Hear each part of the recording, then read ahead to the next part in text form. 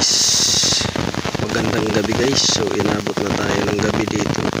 So nire-repair natin tong rim na to dahil nabulok na. So ipapakita ko sa inyo yung bulok. Ayan. Ayan. So yan yung bulok. So yan yung nire-repair natin. Repairin natin yan hanggang sa mahanap natin at matapalan natin. So dito nililinding na ako doon guys. So yan, may tinapang na ako dyan. Yan kung nakikita ninyo, so huli umuki siya, hindi na siya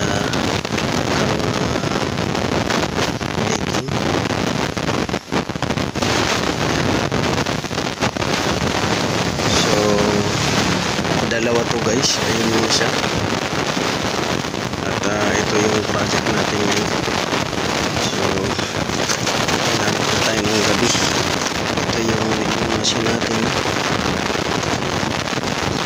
So kinikis-kis natin to para lumabas yung bulok nya. Ayan. Ayan.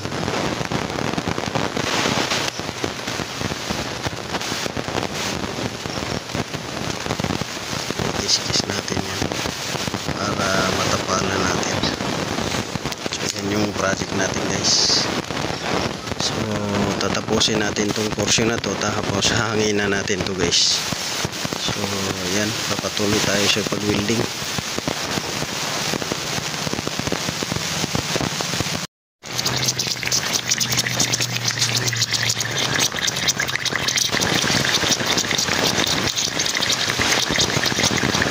So yan, may leaking pa rin dun sa gilid. Dito sa iba, ito, yan, wala dito. Pero wewildingin pa rin natin yan. Mula dito, wala. Yan, wala dyan.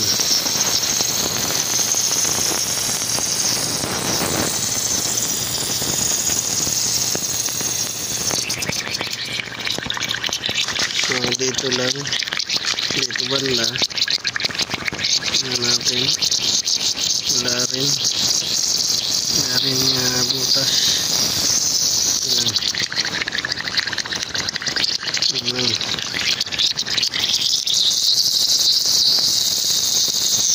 So yung kantong-kanto na yan guys.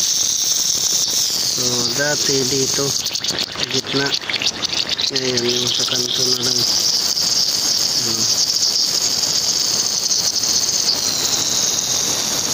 Dito super wala. So yan, i-fix natin yung bukas guys. Tigil muna tayo dahil gabi na. Nakita natin yun. Yan.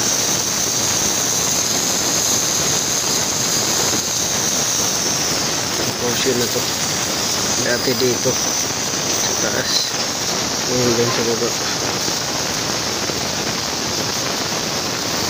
So tatapalan natin yan. At itong iba dito, pwedeng tapalan din natin yan. Yan guys, bukas ulit. So ito guys, magandang umaga. So nandito tayo sa ginawa natin nung kagabi, yung mugs na ating ni-repair. Kaso kailangan siguro tong palitan na lang guys. So magpapalit na lang tayo ng mugs or rim pala to. So ang ginawa natin kagabi, winilding natin tong portion na to. Ito, yan, winilding natin dyan. So nag-welding tayo dito tsaka dito. So okay na yan siya. Ang problema, nung hinanginan ko, tumakbo dito, nagkaroon dito. Tapos winilding ko na naman, nagkaroon dito. Winilding ko na naman, umabot na dito. So winilding ko na naman. Tapos ito, winilding ko na naman yan. So ang butas kasi nito guys ay kalat-kalat, kaya yung spot ko, kung napapansin nyo, yan, minsan spot dito, tapos dito. So nag-decide na lang ako nito guys, palitan na lang kasi halos paikot na yung bulok. So halos matapalan ko na yan lahat bago maayos yan. So kung nakipapansinin nyo, yan, bulok na siya. Yan. Yan. Kinain na ng kalawang.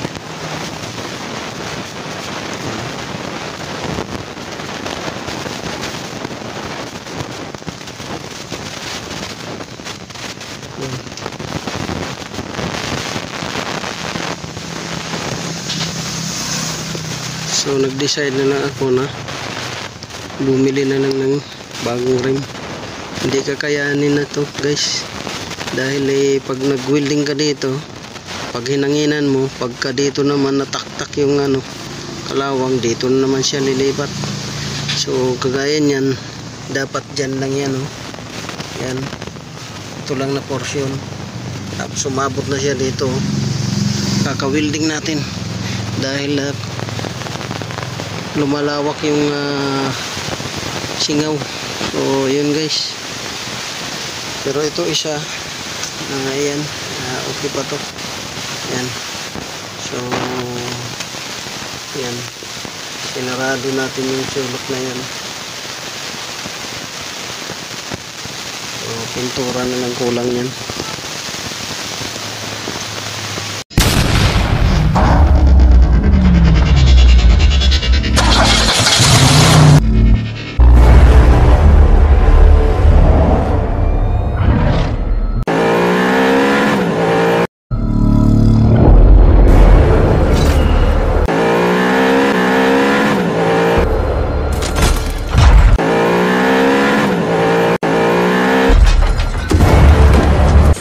Make